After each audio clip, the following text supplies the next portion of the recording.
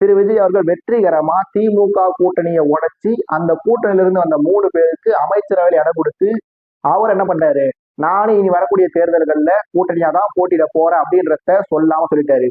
ஆனா எனக்கு இருக்க ஒரு சின்ன ஆசைனா, 2026 தமிழ்நாடு சட்டமன்ற தேர்தலில் திரு விஜய் அவர்கள் தனித்து போட்டியிட்டு 108 இடத்துல ஜெயிச்சு இப்ப தமிழ்நாட்டில் முதலமைச்சர் ஆகிட்டாரு.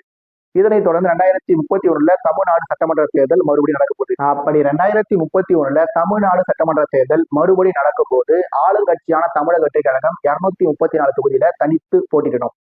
எதிர்கட்சியான திராவிட முன்னேற்ற கழகமும் 234 தொகுதியில தனித்து போட்டியிடணும். 3வது பெரிய கட்சியான அனைத்து இந்திய அண்ணா திராவிட முன்னேற்ற கழகமும் 234 தொகுதியில தனித்து போட்டியிடணும். எப்பவும் போல திரு சீமான் அவரோட நாம் தமிழர் கட்சி கண்டிப்பாக 234 தொகுதியிலும் தனித்து தான் போட்டியிட போறாங்க. இது மட்டும் இல்லாம பாமக, விசிகான்னு சொல்லி எந்த ஒரு கட்சியா இருந்தாலுமே 2031 தமிழ்நாடு சட்டமன்ற தேர்தலில் 7 தொடங்கி Z வரைக்கும் 1 தொடங்கி 9 வரைக்கும் சொல்லி சின்ன கட்சி பெரிய கட்சின்னு சொல்லி எந்தவித பாகுபாடும் இன்றி எல்லா கட்சிகளும் 234 தொகுதியில தனித்து போட்டியிடணும்.